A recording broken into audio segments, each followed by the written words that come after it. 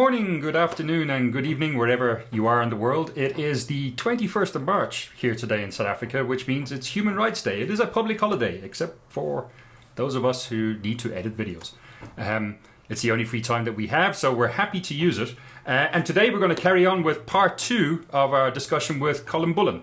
The first episode, we spent a little bit of time trying to understand the questions you should be asking of your wellness program, or indeed trying to figure out whether what you have is a wellness program at all.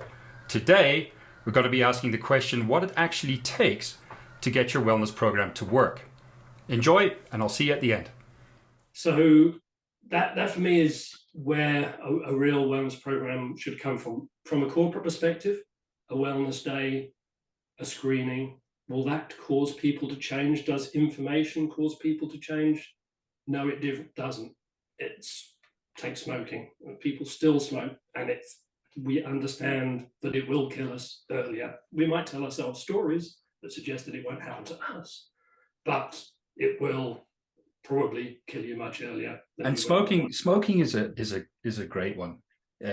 Depending on where you are in the world,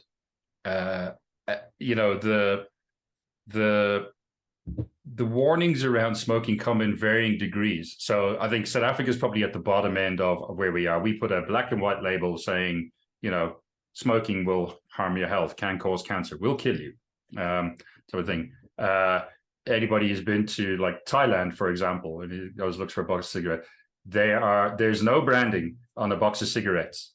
I think you have to look at the top to find out what brand it is, whatever, and the rest of the box is a picture of a diseased lung, right? Or, a picture of throat cancer, not drawings, right? Actual physical photographs to say, this is what's going to happen to you, right? So with the big thing, explaining exactly what this is, right? So it's the most shocking version. And in any other country, there would be a PG rating on the images because they're upsetting to children, but this is what they are. And it comes in varying degrees. Like I think in the UK, they have to be locked behind things so they're not visible and all of that type of jazz. All right. Anybody who's been to Thailand will also realize that a lot of people smoke. Right? And hey, guess what? I mean, every other attempt, right, in terms of using information to get people not to smoke has failed without question, as a lot of money has been spent. And I don't think anybody can point to a statistic that says now less people smoke. Because of that. It just simply isn't true. And anybody who is honest with themselves, particularly smokers who are honest with them, tell them that doesn't matter. That's not going to change. I mean, you are dealing with a chemical reaction here. A picture of or a message is not enough to override that need, right? And that's an addiction on one side, but we're still dealing with. So what does it take? I mean, if that's what you're fighting against, I guess smoking is extreme. Right? It's a proper addiction. Yeah, but I think maybe it's when we all kind of not understand. I mean, there's some non-smokers, but we can all kind of get it, right? Yeah, it's that for those of us who think about behavior change and habit change is perhaps the ultimate challenge when you're actually dealing with a real addiction. Can you actually move it? There have been step changes. I don't want to go too far down the smoking route because we need to speak more generally, but there have been step changes in the numbers of people smoking in various countries when certain things have been done. And that, for me, speaks to when you're changing the context for when and where you smoke. So the big one was the cessation of smoking in public places. So in countries that have imposed that, the fact that you are surrounded all the time by people who are not smoking changes your desire to smoke if you are in a context. So let's think about somebody who's going through the process of trying to change. If they've been a smoker for a number of years, they've realized actually they've got a problem. So the first step has been, I realize myself that I've got a problem here and I want to address this. That's the first step in starting the journey. There's some motivation, and maybe somebody's died, somebody's got lung cancer or whatever. There's some motivation in the system which has caused that individual to engage, to think about it, and whatever. they perhaps go onto a smoking cessation program, and they're pretty good in terms of achieving the best possible outcomes. But if, as part of that program, there's no suggestion of bringing the people around you with you, then you've got a potential problem. So you give up, you've stopped smoking for weeks, maybe getting into months, and you go to a party and you're surrounded by your mates. And guess what? Your mates are mostly smokers because that's how you started in the first place. Somebody in all innocence says, like a cigarette, let's go outside and have a chat. And the next thing you know, you have the cigarette, and then your confidence collapses and you're gone. And it's like, I can't do this. It's not me. I got so far. I was really wonderful, but I've had a cigarette and I'm a failure. I can't do this anymore. And they lose the ability to continue. So there are influences that are affecting that individual on that journey. And if they don't anticipate those influences and the way they could potentially push them back to the old behavior, the chances are they're not going to make it. You talk about New Year's resolutions, it's exactly the same problem. Yeah, and I guess influence is going to be a bit of a theme, spoiler alert, but it's weird because everything about behavior change is always going to be about influence. It's trying to get somebody to do something different, and it's understanding, if you had to understand like why wellness programs, I think, fail, particularly let's say like corporate wellness programs. Corporate wellness programs are actually the warning on the cigarette label. They'll prick your finger and you'll get a whole battery of kind of results. I know what my blood sugar is. I know what my blood pressure or cholesterol, all of that type of jazz. So it's there. So the premise is, I've told you, look, this is bad. Here's what's going to happen to you if you don't sort it out. So best of luck, So now you know, and off you go. It's the premise is kind of the same. I don't see it working.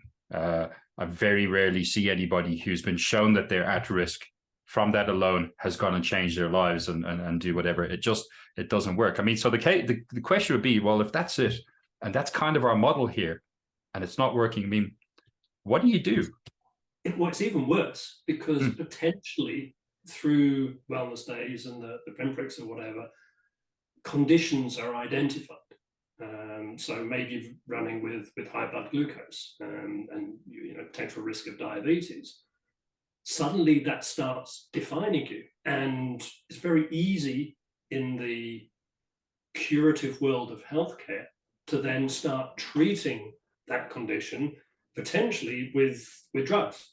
And as soon as you're into the pharmaceuticals, you forget about the behavioral element, which this NCD diabetes is type 2 is very much driven by what you do and what you consume, your exercise behavior and so on. But you can stave it off with pharmaceutical treatment. And as soon as you do that, you're outsourcing the solution to the drugs rather than dealing with the problem yourself. And actually, it's just going to come back and bite you at some stage if you continue down that route. So if the wellness days reveal conditions and supplement those discoveries with support for changing the behaviors that led to those risk factors being identified in the first place, then you're starting to move to what looks more like a wellness program than just, oh, we've identified a risk, you need to go and do something about it now. Off you go. So there's kind of trick number one, right? Because and I think most will argue then. So like I say, I think the corporate model is wellness program plus EAP, right? Because for exactly that. And again, I would say, it's generally telephonic, and every now and then someone will come up. The problem is it's so infrequent, and also very voluntary. You're hoping that somebody engages, but like you say, you're off to a party or a braai, whatever the case is. Either a friend offers you a fag, or there's a whole lot of red meat in the braai. Yeah, I'm not saying no to that. Come on, and away you go. and like you say, then it's, oh God, I can't do it, and everything kind of slips back, and you begin to understand the degree or the depth to which the influences that you are fighting against, or that you need to influence themselves, if you know what I mean. I mean, how is that? Is it possible? How is it smartly done? When you begin to kind of look at it that way, it seems impossible, right? Or it seems, or at least very, very difficult. Yeah, it is difficult, and we talk about behavior change and new habits being hard. It is, if you don't understand how to create the new habits, and there are a variety of tools and mechanisms that you need to put in place in order for behavior to change on the long-term basis. Are you creating a new habit, a new normal way of being, which is better for you? The thing that most people will miss when they're setting that up and they're trying to make the change is understanding, and you said, spoiler it, all the influences that are in your life that drive you back. Do you mind if I flash up a slide which might help an explanation of what needs to be in place? Rock and roll. So, in order for behavior change to happen and stick, so that you are in there for the long term and creating these healthy habits that we aspire to have, a number of things need to be in place. There needs to be energy in a system which causes a change to happen and a change to stick. So one of the key things is you've got that motivation. We've talked about this a little bit already, and some of what we've talked about is extrinsic, in the sense that it's an influence or a motivation that comes from outside. There has to be a motivation in the system, because that's the energy, that's the kicker, that's the thing that starts the process. Extrinsic can help. So when you're looking at a wellness program, typical of what you've got in South Africa, that has financial incentives or incentives for rewards, if you like, these can drive people, but generally over a short period of term, what we find in the science is that those kinds of incentive lose their power, their attraction over a period of time. And unless there is a motivation that comes from inside, from you, there's a drive from the individual themselves in order to make this happen, intrinsic motivation, then it's not going to stick, it's not going to stay. So as you go through the journey of change, finding your personal driver, your personal motivation for making things happen, and it's not going to be the information on the carton that says you're going to die. That's not going to work. It's got to be something meaningful, something passionate that you're passionate about, that you'll hang your hat on and work towards. You also, it's a simple thing, but you need to be able to do what you're going to do. That's, in some cases, certainly if you've been sedentary for a while, for instance, exercise might take a little while to build up. You should do it slowly and not go gung-ho and start saying I'm going to run a marathon next week. That's just not going to happen. Set small incremental goals towards the direction that you want to move. Make sure you're making progress, which is challenging, but so there's a little bit of success when you achieve it, but it is something that you can achieve. And there's a whole kind of science behind goal setting and so on, but small incremental goals is quite an important part. What I'm underlining there is the fact that you need confidence in order to make the change. If you don't have the confidence to make the change, we talked earlier about the smoker who has the cigarette and his confidence and ability to change disintegrates. We don't want that confidence to go away. Other things that are on here, overcoming barriers. You will have barriers to where you want to get to. Knowing what those are, knowing how to circumnavigate those, having tools in place, typically so that when you encounter them, you can pull a lever or two that allows you to bring in a new influence which supports you to stay on the journey. And that's critical. And then the final one on the list of powers on the left-hand side here is resist temptations. And that's my personal favorite, because until I started studying behavioral psychology, I had no idea that this was a thing. But the illustration I use that helps people understand this when I'm doing public presentations and stuff is, if you think of the analogy of a boxing ring, and you are tied to each of the four posts of the boxing ring by a bungee elastic, and you're in the middle of the ring because all the ropes are of an equal length. When you make a change, it's like moving in that ring. So as you push yourself out, you move, but you create a tension. There's something pulling you back to where you were. That energy has to be anticipated, because if you don't, that's the reality of the life that you live at the moment. And unless you adjust the length of those ropes to adjust the tension, you're always going to be dragged back to where you were, back to the old behavior. So as part of the change process, anticipate those temptations. And one of those is, I go to the party with my mates and I know they smoke, or I know they're drinking, or whatever the case may be, whatever behavior you're trying to change, and have something in place that allows you to deal with that when it comes along. So that's, Derry, I've spoken a lot. You've got to interrupt me. Giving you a little bit I don't want to, because I mean, I definitely have something triggered and ready to go, because I mean, anybody looks at this and you understand how, first of all, not just the factors that are involved, or the criteria that are involved that you need oversight on, or you need influence on to actually affect behavior change, and indeed habitual behavior change. They're going to see two things. So one is, it should be, well, hang on a second, my current wellness program does only the top suitcase, the top left suitcase. That's about it, right? And would that be a fair comment? Is that at the moment we're very fixated in terms of when they say grow capability and looking at yourself, right?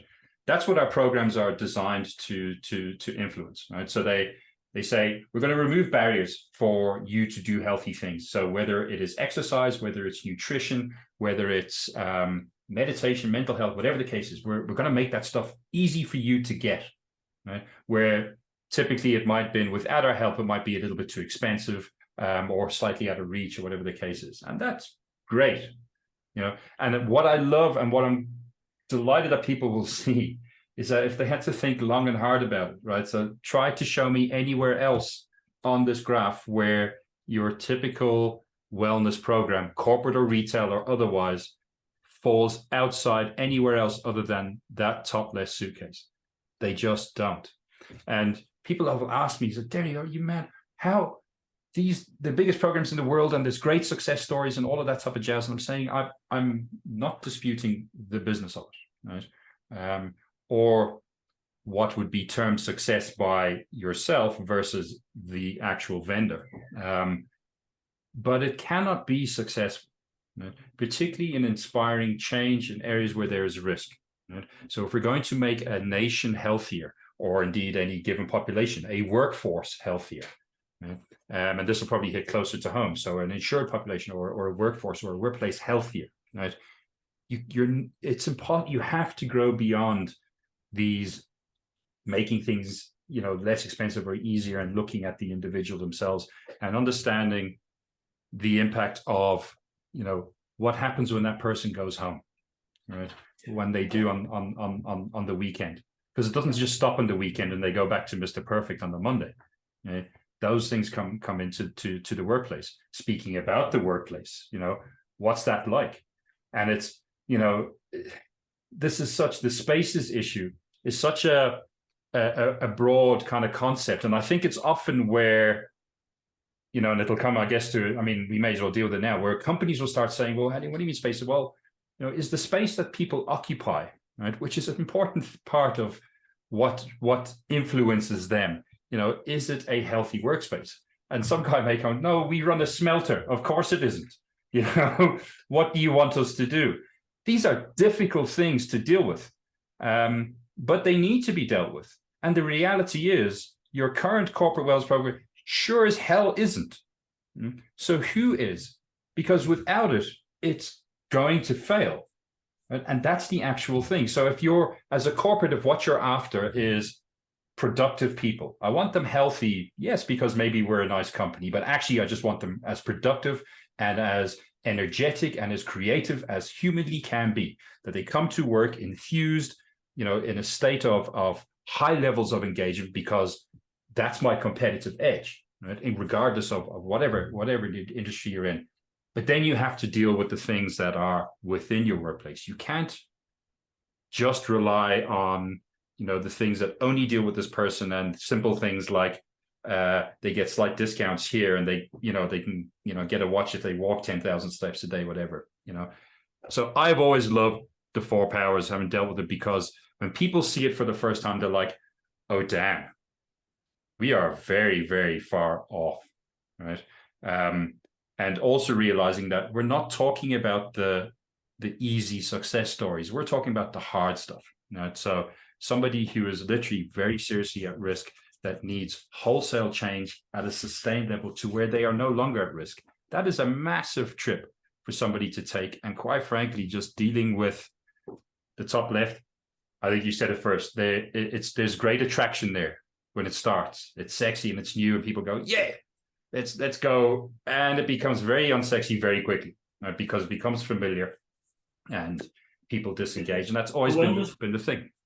A wellness program is not a benefits program. It's not a choice. It's not a plug and play. And you're starting to touch on what this model then tells companies are actually serious about well-being. There's a couple of reasons why they'd want to be, and you're starting to touch on them, which is those things about engagement, performance, productivity.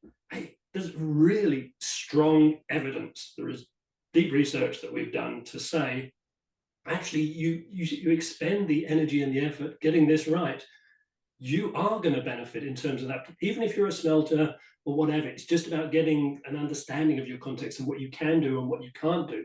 But you can start a journey towards it. And that's the end of part 2.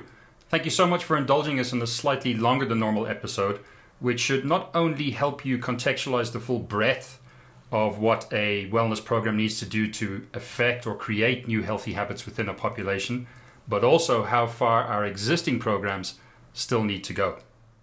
Our 3rd and final installment will be out in a couple of days. Until then, look after yourselves, be good. Bye-bye.